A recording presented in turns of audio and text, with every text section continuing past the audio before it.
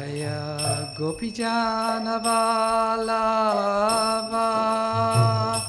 Jaya Giri Vadadhari Jaya Giri Vadadhari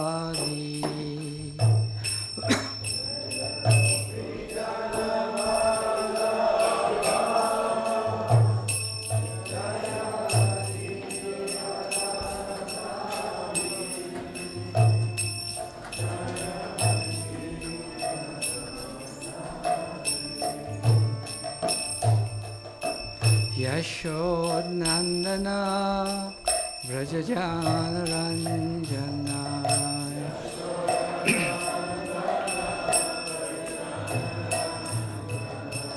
Yamunatira Vanachari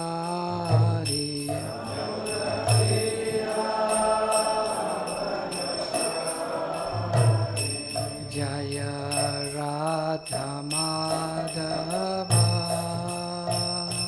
Jaya Kunja Bihari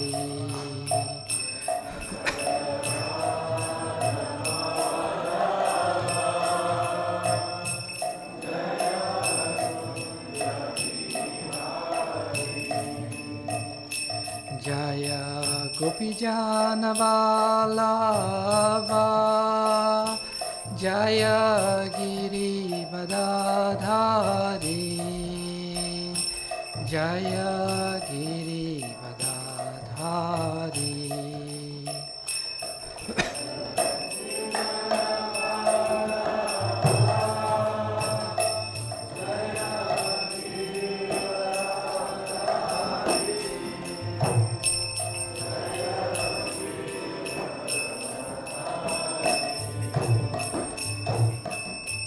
Yashodanandana Vrajajana Ranjana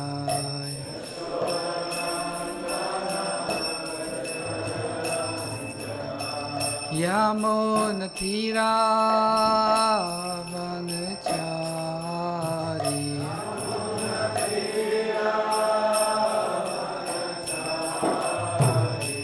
Jaya Radha Madhava Jaya Kunja Bihari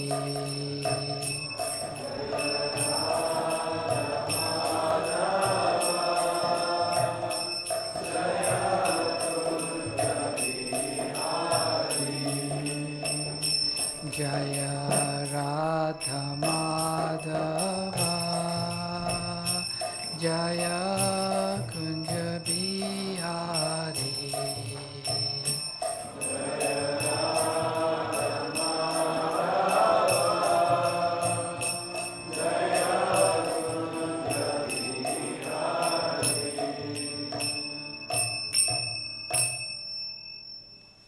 Jayam Vishnupad Paramahamsa Parivrajikacharya Ashtatura Satya is Divine Grace Ravinda Bhaktivedanta Swami Srila Prabhupada Ki Jayam Vishnupad Paramahamsa Parivrajikacharya Ashtatura Satya is Divine Grace Srila Bhaktisiddhanta Goswami Maharaj Prabhupada Ki Ananta Kuri Vaishnava Vrinda Ki Namacharya Srila Haridas Thakur Ki Prem Sakho Shri Krishna Chaitanya Prabhu Nityananda Shri Advaita Gadadhara Shri Vashadi Gaura Bhakta Vrinda Ki Jai Shri Radha Krishna Gop Gopinath Sham Kund Radha Kund Giri Govardhan Ki Jai Shri Vrindavan Dham Ki Jai Shri Mayapur Dham Ki Jai Shri Nilachal Jagannath Puri Dham Ki Jai Ganga Maya Ki Jai Jamuna Maya Ki Jai Bhakti Devi Ki Jai Tulsi Maharani Ki Jai Samaveta Bhakta Vrinda Ki Jai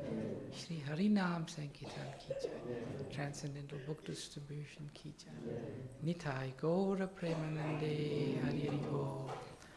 All glories to the assembled devotees, Hare Krishna. All glories to the assembled devotees, Hare Krishna. All glories to the assembled devotees, Hare Krishna. All glories to lotus feet of Shri Guru and Shri Gauranga. All glories to Srila Prabhupada Ki Jai. Hare Krishna, everyone.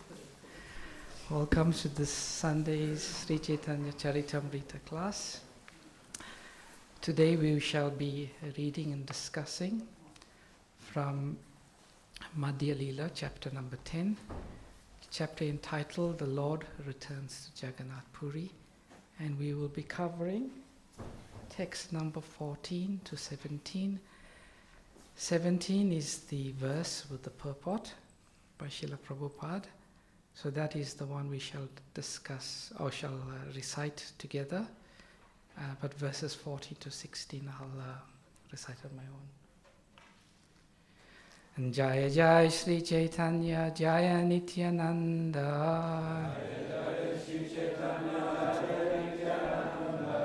Jaya Advaita Chandra Jaya Gaura Bhakta Vrinda Jaya Jaya Sri Caitanya Jaya Nityananda Jaya Advaita Chandra Jaya Gaura Bhakta Vrinda Jaya Jaya Sri Caitanya Jaya Nityananda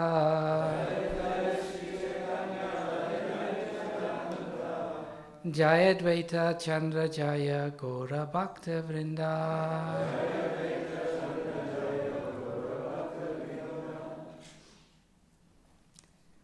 So a little bit of context, and I'll discuss a bit more about the context later. We are now reading or discussing a conversation taking place between Sarvabhauma Bhattacharya and the king of Orissa, Maharaj Prataparudra. So text number 14. Raja kahe tandra tumi yaita kena dile payapadi yatnakari kenana rakile. Upon hearing this, the king replied, "Why did you allow him to leave? Why didn't you fall at his lotus feet and keep him here?" Text number 15. Bhattacharya kahetenu swayam ishvaras vantantra sakshat Sri Krishna tenu nahe paratantra. Translation. Sarvabhauma Bhattacharya replied, Sri Krishna Chaitanya Mahaprabhu is the Supreme Personality of Godhead himself, and he is completely independent. Being Lord Krishna himself, he is not dependent on anyone. Text 16. Tatapi rakite tandre bhavu jatna kailun ishvarera svantantra icharai narilun. Translation. Still, I endeavored very hard to keep him here. But because he is the Supreme Personality of Godhead and completely independent, I was not successful. And today, now, text number 17, the one we have on the board. Raje kahe batatumi vigya shiromani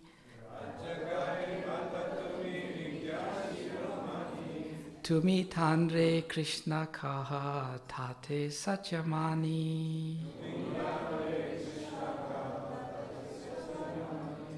Raja kahe batatumi vigya shiromani. Tumi tandre Krishna kaha tate satyamani. Raja kahe batatumi vigya shiromani. Tumi tandre Krishna kaha tate satyamani.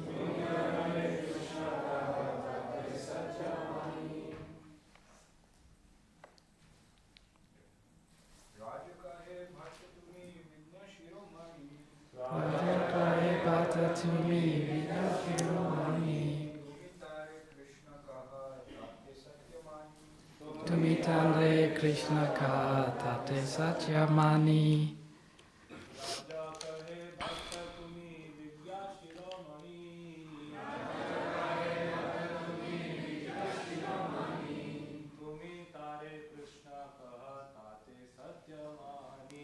Tumi Tandre Krishna Kaha Tate Satyamani.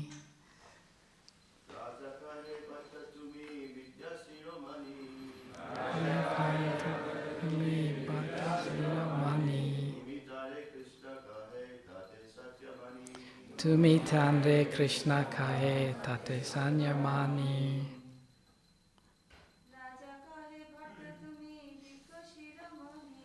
Raja Kahe Vata Tumi Vigya Shiromani. Tumi Tandre Krishna Kahe Tate Sanyamani.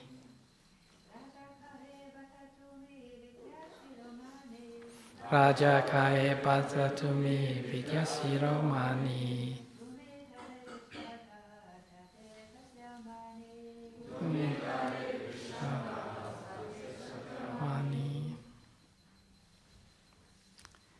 So word for word synonyms.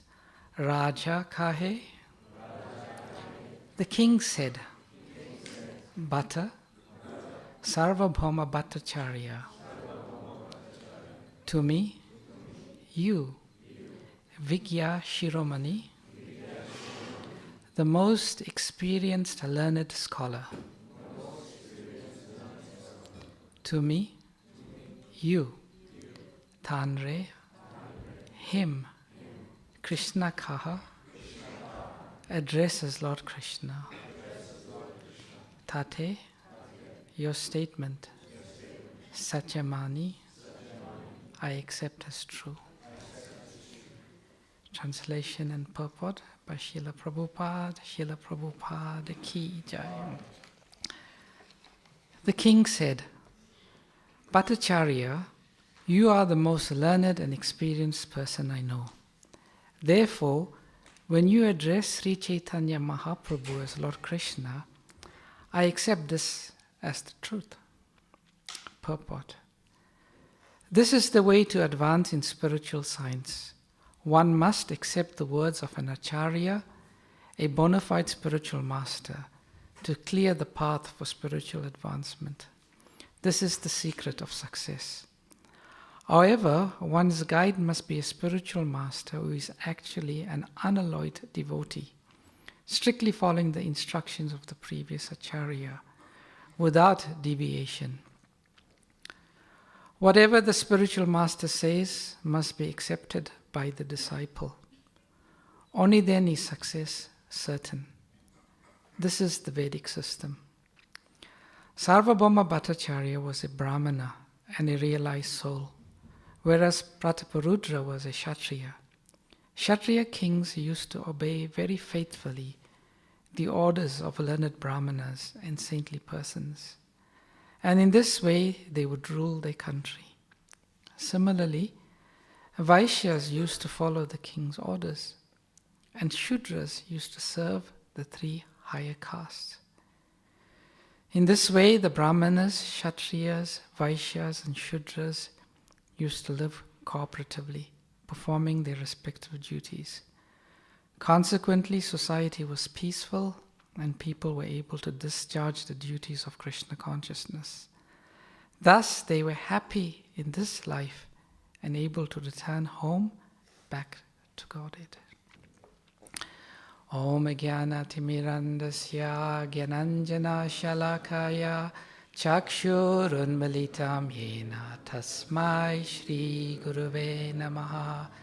Sri Chaitanya Manobhistam Stapitam Yena Bhutale Swayam Rupa Kadamayam Dadati Swapadantikam Vandeham Sri Guru Shri Yata Padakamalam Shri Gurun Vaishnavamscha Shri Rupam Sahagrajatam Sahagana Raghunatam Vitam Tam Sajivam Sadvaitam Savadutan Parijana Sahitam Krishna Chaitanya Devam Shri Radha Krishna Padan Sahagana Lalita Shri Vishakam Vitamscha E Krishna Karuna Sindhu Dinabandhu Jagatpate Gopesha Gopika Kanta Radha Kanta Namastute.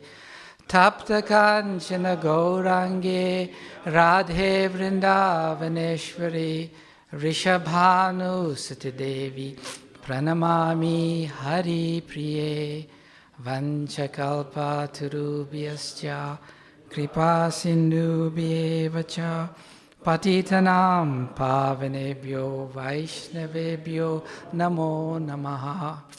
Jai Shri Krishna Chaitanya Prabhu Nityananda Shri Advaita Gadadhara Shrivashadi Gaura Bhakta Vrinda. Hare Krishna, Krishna Krishna, Hare Hare, Hare Rama, Rama Rama, Hare Hare. Namo Vishnupadaya Krishna Prashtaya Bhutale Srimate Bhaktivedanta Swami Niti Namine. Namaste Saraswati Deve Gauravani Pracharine Nirvishesha Shunyavadi Paschatya Deshatarine. Srila Prabhupada Ki Jai. The king said, Bhattacharya, you are the most learned and experienced person I know. Therefore, when you address Sri Chaitanya Mahaprabhu as Lord Krishna, I accept this as the truth. So there's 4 beautiful verses we are reading and discussing today. So this chapter is entitled The Lord Returns to Jagannath Puri. So the king of Orissa, in which Lord Jagannath Puri is part of, was Maharaj Prataparudra. Maharaj Prataparudra was a devotee, and he was attracted to Sri Chaitanya Mahaprabhu.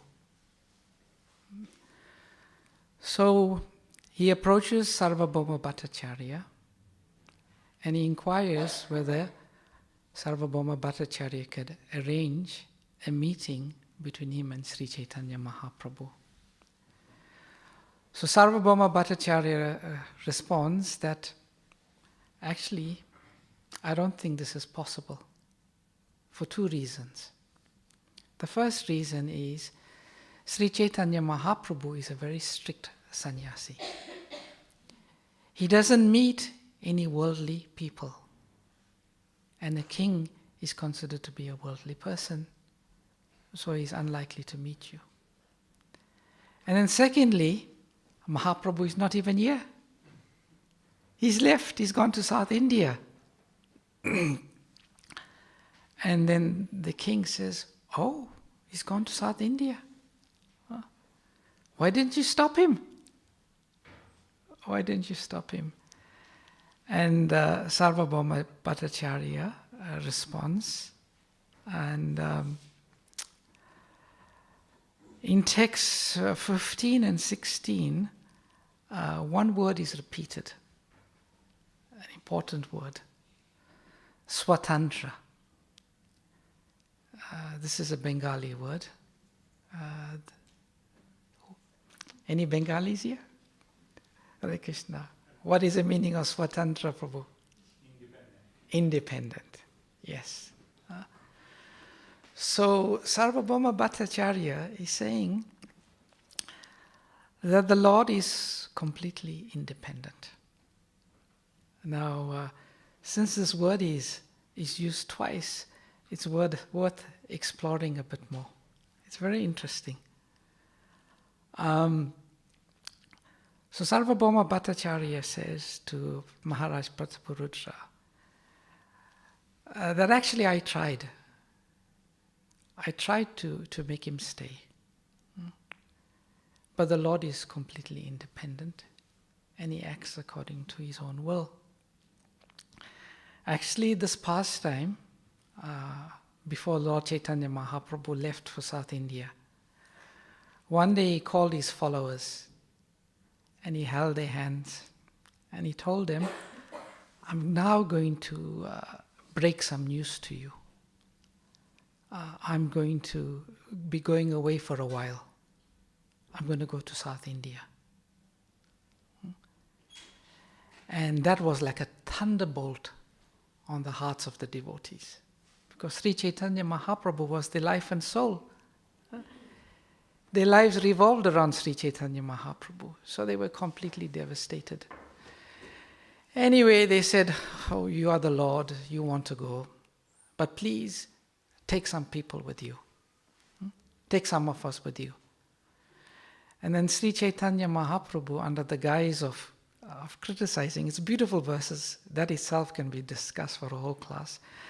Anyway, he found some fault in the devotees and he says, anyway, I can't go with you all. Then Nityananda Prabhu says, okay, you have to accept this proposal. We'll give you one Brahmana, a very simple Brahmana by the name of Krishna Das. He has to go with you because he has to go with you because you have your loincloth, you have your chanting beads, and you have your water pot. And when you're chanting, you're counting, so your hands are occupied. So who's going to carry your loincloth and your water pot? So Lord Nityananda convinced the Lord he should take somebody. Mahaprabhu said, okay, I'll take somebody with me. But then Mahaprabhu said, before I go, I would like to see Sarvabhauma Bhattacharya. Because Sarvabhauma Bhattacharya was very close associate with Mahaprabhu. So Mahaprabhu goes to the house of Sarvabhauma Bhattacharya and he breaks the news to Sarvabhauma Bhattacharya that I'm going. And Sarvabhauma Bhattacharya he says, like a thunderbolt struck his heart. Immediately he felt of the feet of Lord Chaitanya Mahaprabhu. He held the Lord's feet and he says, my Lord, you can't go. You can't go. And then Sri Chaitanya Mahaprabhu, his heart sold out to his devotees.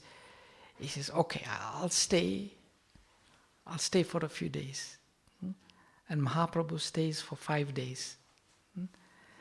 And after 5 days, after a little conversation, Mahaprabhu departs on foot with the one Brahmana to South India. And Sarvabhauma Bhattacharya collapses. He faints. And he said, Mahaprabhu doesn't even look back. He just walks away.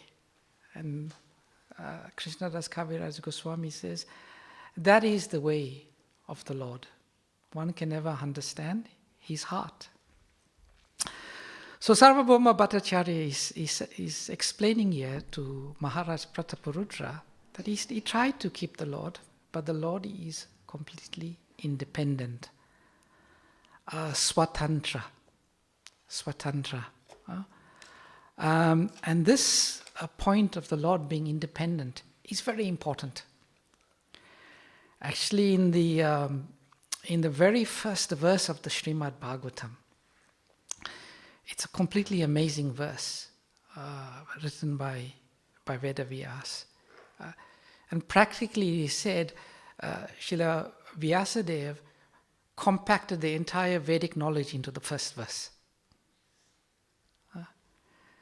Om Namo Bhagavate Vasudevaya Janmadiyasyan Yato Vayad Itarascharteshu Abhigya Swarat Tene Brahmaridaya Adhikavaye Muyanti Yatsuraya Tejo Varimridam Yata Vinimayo Yatra Trisargo Mrisha Damna Svena Sada Nirasta Kuhukam Satyam Param Dhimahi. So this is a very important verse, the verse. And in the very first line, Srila Vyasadeva writes, Abhigya Swarat. And now the Bengali for independent is Swatantra. And the Sanskrit for independent is Swarat. So Srila Prabhupada says this is the first quality of the Lord. Is Swarat, is independent. Actually,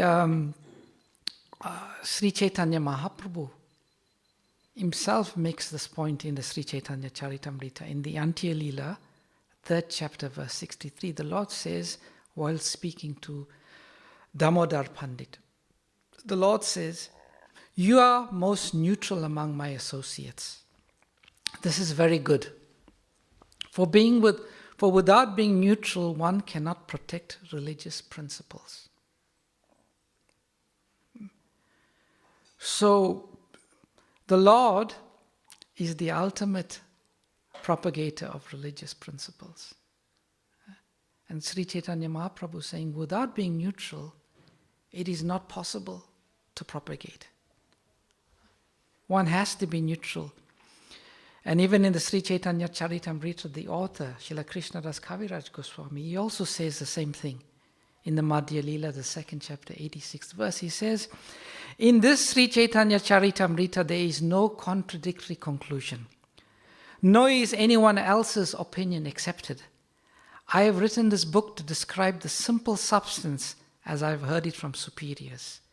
If I become involved in someone's likes and dislikes, I cannot possibly write the simple truth. To propagate religious principles, to write transcendental literature, one has to be independent. Because if one is not independent, one's judgment is skewed. Actually, even in the corporate world, whenever there's a board meeting, at the very start of the board meeting, they say, has anyone got any conflict of interest to declare? And then if anyone's got any conflict of interest, they will say, I have to declare this conflict. And then the board will say, so you'll have to abstain on any vote or decision on that point. Because you're conflicted in your evaluation of the situation. One has to be completely independent. One has to be completely independent. So Krishna is independent. And there's two aspects to independence.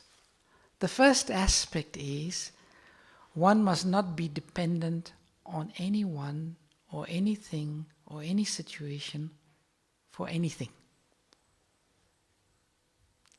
Like we are completely dependent.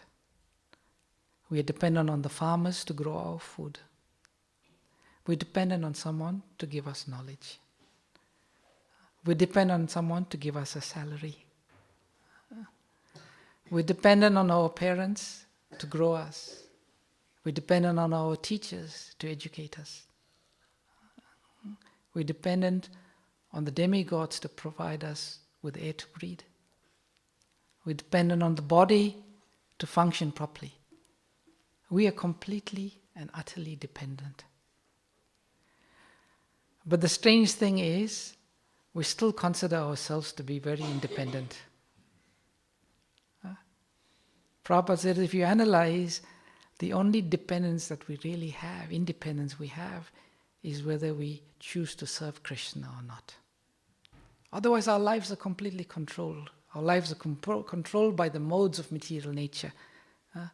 Krishna says in the Bhagavad Gita that Prakrite kriyamanani gunai karmak sarvasa hahankara vimudatma kartam iti manyate. That the spirit soul, bewildered by the influence of false ego, thinks himself the doer of activities which are in actuality carried out by the three modes of material nature. And then our karmas, we are controlled. So Krishna, he is not dependent on anyone. He is Atmarama, completely self-satisfied. He doesn't depend on any farmer to grow him food or give him anything. He is completely and utterly independent, Krishna. And the second aspect of independence is one must be able to do what and when one wants to do at any point. This Krishna, only Krishna can do. He can choose to do anything he wants at any point in time. Therefore, he is the Supreme Personality of Godhead. He's the only person who we truly can say is Swarat or Swatantra. And therefore, Srila Vyasadeva makes this very important point and this emphasizes this quality of the Lord in the first verse of the Srimad Bhagavatam. Jai Shri Radha Gokulananda ki jai, Jai Shri Sitaram Lakshman Hanuman ki jai, Jai Srila Prabhupada ki jai. But dear devotees, here is a paradox. I want to read you one verse from the Srimad Bhagavatam, spoken by the Lord Himself, where He declares that He is not independent. And it's worth discussing this verse. So the context of this verse, it's the pastime between Maharaj Ambarish and Durvasa Muni. Maharaj Ambarish is a great devotee of the Lord. He inadvertently offends the great sage Durvasa Muni by taking some water and breaking his fast before Durvasa Muni had taken his meal, who was a guest at his residence and who had been invited by Maharaj Ambarish. Durvasa Muni becomes very angry. He takes a strand of hair, throws it to the ground, manifests a big demon. The demon attacks Maharaj Ambarish. Maharaj Ambarish doesn't move an inch, completely surrendered to the Lord. And the Lord, being offended by Durvasa Muni's action, sends the Sudarshan Chakra after Durvasa Muni. And Durvasa Muni starts to run. And he runs all over the universe, trying everything he could, hiding in any cave and to evade the Sudarshan Chakra. But he fails. Then he thinks, what can I do? He goes to Lord Brahma. And he says, Lord Brahma, you are the most powerful person in this universe. Can you help me neutralize this Sudarshan Chakra? And Lord Brahma says, sorry, this is the weapon of the Lord. He's the most powerful. Then in desperation, he goes to Lord Shiva. And Lord Shiva says the same thing. I am powerless against Sudarshan Chakra. It's the weapon of the Lord. I can't do anything. So Maharaj Ambarish says, Durvasa Muni says what to do. Then Lord Shiva says, you need to go to Lord Vishnu himself. And you need to ask him to revoke. Then he goes to Lord Vishnu. And he says, Lord Vishnu, can you please revoke the Sudarshan Chakra weapon, which is burning my back and is going to devastate me. And the Lord says, I can't help you.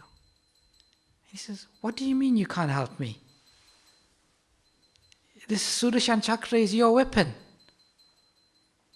He says, have a heart. Don't you have a heart? Can't you remove this weapon? And then the Lord speaks this verse. He says, Shri Bhagavan Uvacha. This is the 9th canto. I think 7th chapter, verse 63.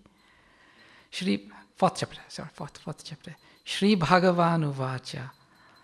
Aham bhakto paradino I ashvatantra iva dvija sadhubir grasta ridhayo bhakter bhakta jana priya. So the Lord says, the Supreme Personality of Godhead said to the Brahmana, I am completely under the control of my devotees. Indeed, I am not at all independent. Because my devotees are completely devoid of material desires, I sit only within the core of their hearts. What to speak of my devotee? Even those who are the devotees of my devotee are very dear to me. So the Lord is saying, I'm not independent. I am completely controlled by my devotees. So this is the paradox here. The Lord is said to be completely independent, and at the same time, He declares that He is dependent. In the 9th chapter, the 29th verse of the Bhagavad Gita, Krishna says, Sarvaham sarvabhuteshu na me dvijasti na priyahaye bhajanti tu mam bhaktya mai te teshu chapi hum. I envy no one, nor am I partial to anyone. I am equal to all. But whoever renders service unto me in devotion is a friend in me, is in me, and I am also a friend to him. So what is the verdict? Is Krishna independent? Or is he not independent? Actually, this is such an important question. Such an important question. In the first chapter of the 7th canto, Maharaj Parikshit asks this question to Shukdev Goswami. He says to Shukdev Goswami, I have a doubt. There's been a debate for many centuries about whether the Lord is partial or not partial. What is the actual situation? And Shukadev Goswami says, this is an excellent question, Parikshit Maharaj. Excellent question. And I shall answer it. Does anyone, the students of Srimad Bhagavatam, know the answer? What answer Shukdev Goswami gave? Is Krishna partial or not partial? He's partial to his devotees. Yes. Actually, Shukdev Goswami says, this concept of being partial or not partial, to see one as either friend or enemy, that only exists within the heart of someone who is conditioned. Someone who is under the modes of nature. He says the Lord is completely free of any influence of the modes of material nature. Therefore, it is impossible for this conception of friend or enemy to exist within the heart of the Lord. But then Shukadev Goswami said, I want to narrate something to you. He said that during the Rajasuya sacrifice,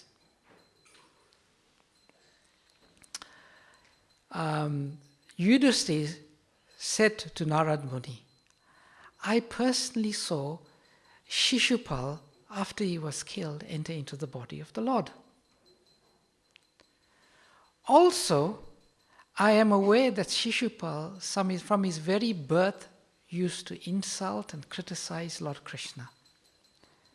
Normally when one does that, it's an offense and one gets struck down by some disease or calamity. But Shishupal lived a completely happy and healthy life, his whole life.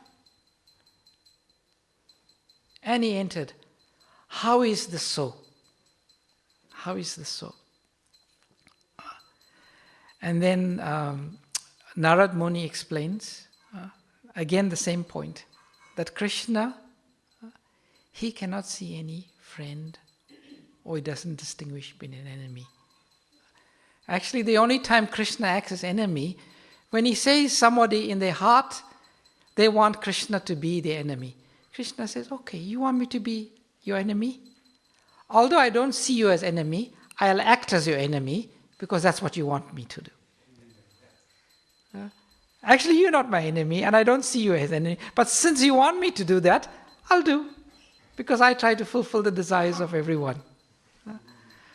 So Krishna did this. And then he goes on to say, actually, Shishupal and Dantavaktra and Ravan and Kumbhakarna and Kamsa and who was Kamsa's colleague? Anyway, it fades me. They were all incarnations, or they were all, how can I say, manifestations of Jai and Vijay. And They were cursed, but they were actual devotees of the Lord. And then it goes on. But the point being that Krishna is actually not partial. He is independent. And actually part of his independence is he can choose to be partial. If he had to conform at all times that he has to be independent, he has to be partial, he has to see everyone equally, and he cannot favor his devotees, then he's not independent. Being independent, Krishna at any point in time, he can choose, I want to favor my devotee.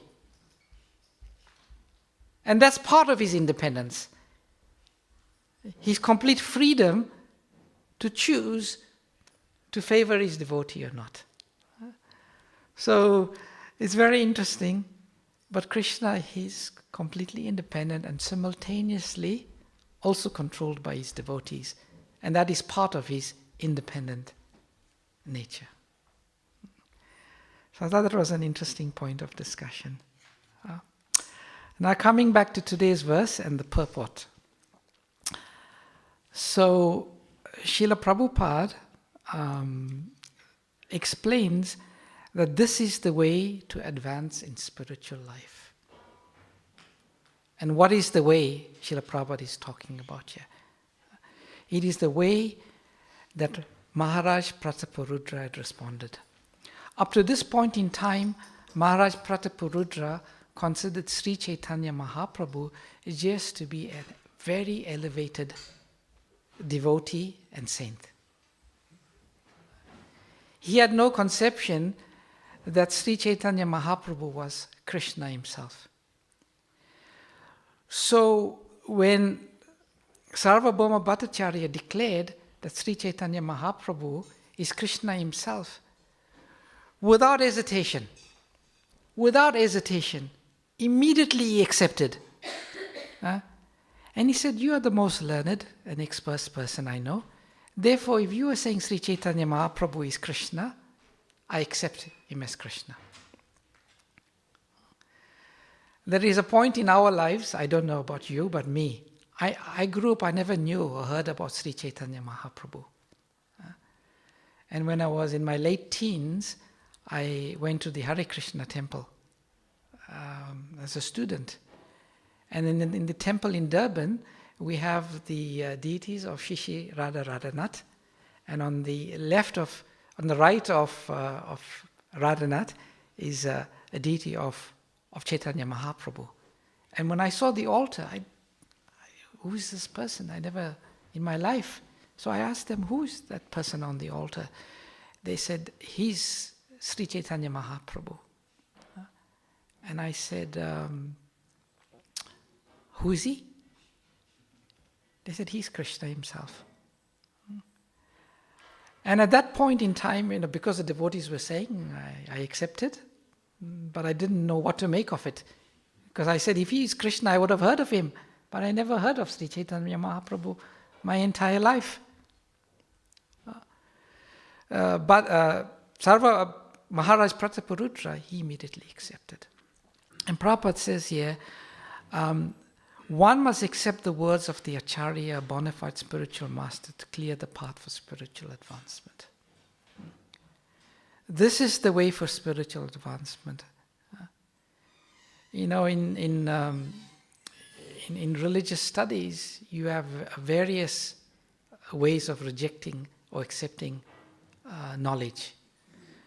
One is called unqualified acceptance, where without any qualification one accepts it. The other one is called qualified acceptance. Oh, you got to convince me of this, and then maybe I'll accept it. Then there is something called qualified rejection. You reject it on some sound basis, and then there's unqualified rejection, where you just reject something without any qualification. So the path of bhakti requires unqualified acceptance. But some people may challenge, is this blind following? Is this blind acceptance? No, it's not. Prabhupada explains, this is the parampara system. Actually, in the Srimad Bhagavatam, there's also one very interesting pastime that took place that relates to this point. And in the 7th canto, the 7th verse, Prahlad Maharaj explains how he came to Krishna consciousness. In Back to Godhead magazine, sometimes you see these articles, how I came to Krishna consciousness. I love those articles, they're my favorite articles. So Prahlad Maharaj explains how he came to Krishna consciousness. And he narrates there that at one point in time, his father, Hiranyakashipu, had gone to the Mandarachal hills to perform his austerities. And when he was performing these austerities, he was invoking tremendous fear in the hearts of the demigods. So the demigods, when Hiranyakashipu was gone, what did they do? They attacked his kingdom. They attacked his kingdom, they defeated the demons, and Hiranyakashipu's followers, the demons, they fled. And when they fled, they destroyed Hiranyakashipu's kingdom. And then they caught the wife of Hiranyakashipu, Kayadu, and they were dragging her. They were dragging her, and she was, appealing to them not to do that. And then at that point in time, Narad Muni saw the scene, and he appeared. And he said, "What are you doing?" They said, "This is the wife of the demon Hiranyakashipu, and she's pregnant. So we are going to capture her, and when the child is born, we will kill the child, because this child must surely be a big demon." Then Narad Muni says, "You're doing something wrong.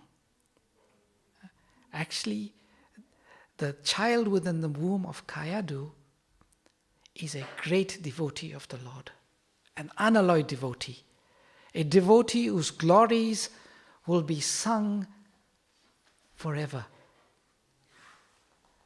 And then when Narad Muni told the demigods that, how did they react? Anyone remembers in the Bhagavatam, the 7th canto? How did the demigods react? Yes. Immediately they said, they let Kayadu free. They released her. Then they started circumambulating Kayadu, going round and round Kayadu. Immediately, when Sri Narad Muni told the demigods that there's a devotee in there, they didn't say, "How can a devotee be in the womb coming from a demon? How is this possible? How did you get this fact? How do you know that?" They never said anything like that. Immediately they said, or they didn't, they just released Kayadu. And they circumambulated her. And in the purport, Srila Prabhupada writes, something Prabhupada writes very nicely. Prabhupada says, "Although King Indra and the other demigods are exalted personalities, they were so obedient to Narad Muni that King Indra immediately accepted Narad Muni's words concerning Prahlad Maharaj. This is called understanding by the parampara system.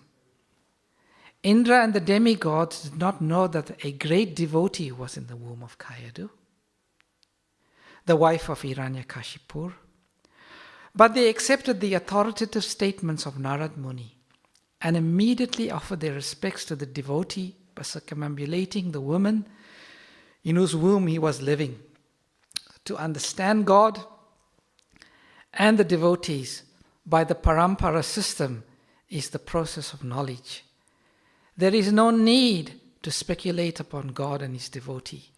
One should accept the statements of a bona fide devotee and try to understand." So this is so important. Actually, Prabhupada, I said this before, but I'll say it again. Once Prabhupada asked the devotees, "What is the most important verse in the entire Shastra?" If someone asks you that question, what is the most important verse in the entire Shastra? What would you say?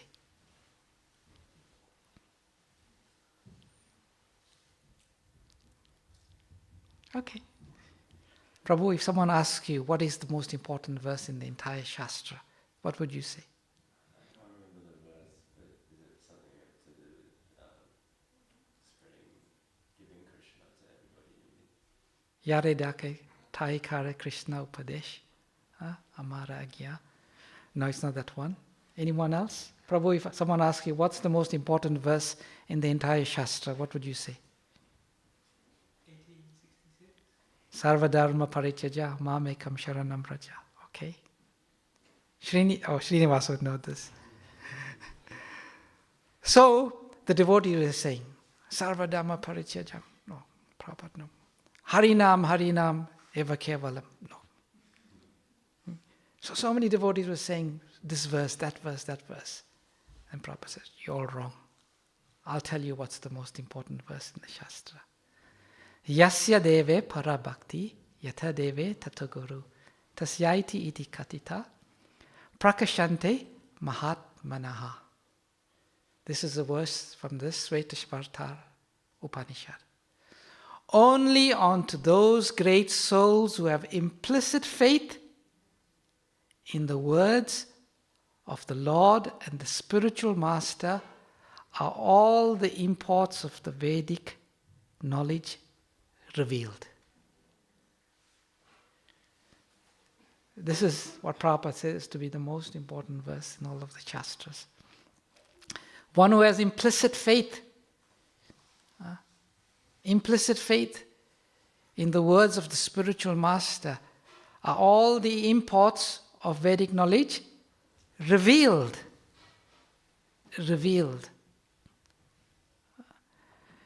But then Prabhupada makes a qualification here. Prabhupada says, such a spiritual master or acharya has to have certain qualifications. First qualification, he has to be an unalloyed devotee. Second qualification, he has to strictly follow the instructions of the spiritual master. And third, he has to act without deviation. It's interesting that Prabhupada didn't say he has to be an Uttama Adhikari. Prabhupada makes the point he has to be an unalloyed devotee, following the parampara, strictly following the instructions of the spiritual master without deviation. What does unalloyed devotee mean? You know? Prabhupada many times in his books he writes unalloyed devotee. Unalloyed devotee. What does unalloyed devotee mean? Parth Prabhu, you know?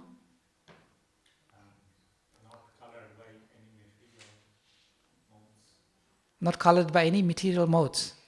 Yeah. Okay. Prabhu? This term unalloyed Prabhupada got when he got down at Boston airport. He saw there something written unalloyed steel. Yeah. So then he said, actually the devotion service should be unalloyed. Yeah. Basically he means pure devotion. Yeah. So a metal is considered to be an alloy when you add some other metals to it.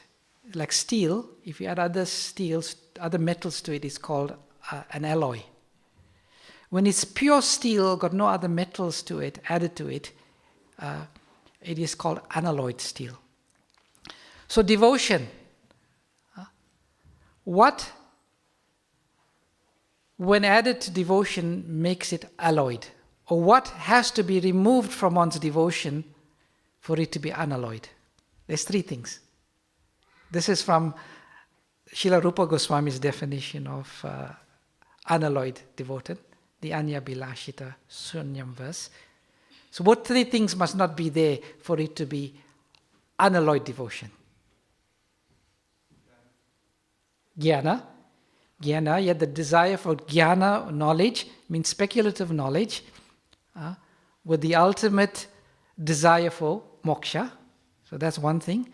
If in one's devotion there's some harboring of some desire for speculative knowledge or moksha, then that's alloyed. That's one. Next one. Must be free of fruitive activities. That means, Desire for means you do something and you expect something in return. So that's the second one. Must be free of that. And the third one, yeah, that's fruit of activity, karma, jnana karma. Think of the verse, anya bilashita shunyam. Shunyam means make zero. Jnana karmadi anavritam. Jnana is speculative knowledge. Karma is fruit of activities. Adi. Adi is what? The desire for yogic siddhis. Yogic siddhis. So one's devotion should be free of any motivation. And then Srila Rupa Goswami adds a few other elements. It should be favorable. It should be continuous, uninterrupted. So once Srila Prabhupada was asked by the reporters, by a reporter, how many pure devotees you have in your movement? And Prabhupada said, turned to Brahmananda. Brahmananda, how many devotees we got in New York? 30, Prabhupada. Brahmananda, how many devotees we got in San Francisco? 25, Prabhupada. How many devotees we got in Montreal? So many. Prabhupada added up. He said, you reported, that's how many pure devotees I have. So Prabhupada considered, even if they were very new, but if their devotion was uncontaminated by any of these elements, then it was pure devotion. That is a very... And actually, if you think about this this definition by Srila Rupa Goswami, it is a brilliant definition. One devotee explained it once, and I really appreciated that explanation. He said, pure devotion must be free of any hostility. I said, yeah, that makes sense. Hostility means you have some envy against Krishna. So when one has the desire for fruitive results, there's a little hostility there. Because you're thinking, I want something. If you have the desire for yogic siddhis, there's some hostility. Because you want something. And if you have the desire for liberation, there's also some hostility. Because it's the element of I and mine. The ahankara is still existing there. So it's very interesting that Srila Prabhupada says. And then in the purport, Prabhupada goes on to talk about the Varnashram system. Prabhupada says, if the Varnashram system operates on this basis, there'll be people will be completely happy, and at the end they will go back to Godhead. And Prabhupada says that Sarvabhauma Bhattacharya was a Brahmana, Maharaj Prataparudra was a Kshatriya. The duty of the Kshatriyas is to accept the guidance and instructions of the Brahmanas, and when they do so, they will be happy and successful. And then the same with the Vaishyas. If they accept the order and direction of the Kshatriyas, who are the controllers and the administrators, there'll be peace. And then the Shudras, who are the workers, if they don't go on strike, they don't rebel, they are treated properly by the Vaishyas, there's peace. So Prabhupada is making the very simple point here, that this principle that is being mentioned and stated in this verse, this principle of acceptance and submission, it is the core principle for functioning and proper functioning and happiness within human society. It's very difficult for a conditioned soul because by nature we are unchaste. We are unchaste, to accept something without challenging, to accept something without proof that satisfies us is very, very difficult. But the Vedic system is we follow the words of the Acharya, and that is the fundamental principle of Krishna consciousness. So it's 1:45 now. I said quite a bit. I just also want to cite two other examples of this. In the Srimad Bhagavatam, Maharaj Parikshit asked Shukadev Goswami the most important question. What is the duty of one who is about to die? What should he hear about? What should he speak about? Who should he remember? And who should he worship? And in one shot, Shukadev Goswami says, the duty of one who is about to die is to always hear about, speak about, and remember the all-good personality of Godhead. And Maharaj Parikshit immediately accepted. He's going to die within 7 days. His guru told him that. And then Shukadev Goswami said, shall we do that? And Maharaj Parikshit said, yes, please. And for the next 7 days he spoke. In I think it's the 6th chapter of the 1st canto, Vedavyas himself is sitting in this ashram in Badrinath. He's feeling very disturbed. And he's wondering to himself, why is he disturbed? He's written all of the Vedic literatures. He's explained the complete Vedic science. But still he's feeling an emptiness within his heart. What could be the cause of his disturbance? And then in comes Narad Muni. And Narad Muni chastises him and says to him, it's very simple. It's very simple why you are disturbed. I've done a review of all your books. And if anybody reads your books and you ask them what is the supreme goal of Vedic knowledge and what is the supreme process, they wouldn't know because you've confused them by writing so many things. Now you simply describe the Supreme Personality of Godhead. And Vedavyas immediately, he told his guru, I accept. And he writes Srimad Bhagavatam, that is only about Krishna, the Supreme Personality of Godhead. So this is there throughout our tradition, this fundamental principle. Hare Krishna. Any questions or comments? Yes, Prabhu? Unconditional acceptance. Faith has to be realized. The reason the demigods had faith in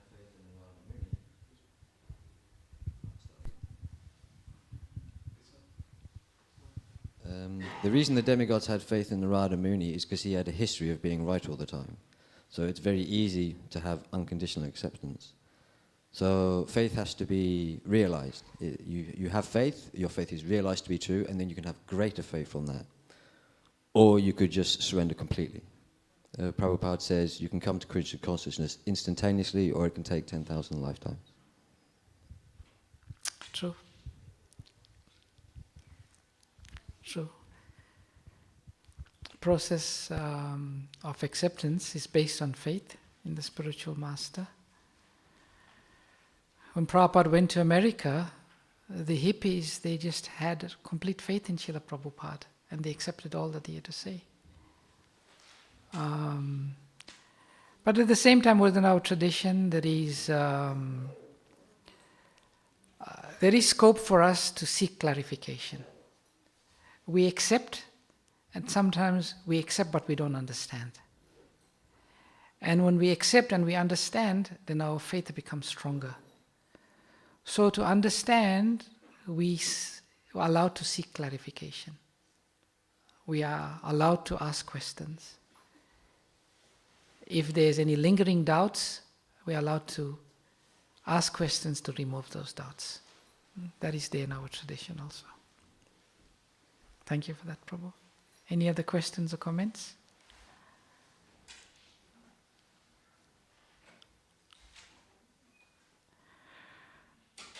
Okay, if there is no questions or comments, Granted Raj Sri Caitanya-Caritāmṛta ki, Srila Prabhupada ki, Go Premanande, Hari Bol.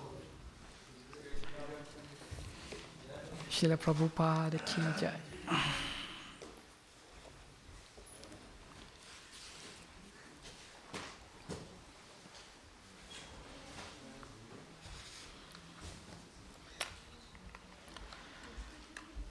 Hare Krishna.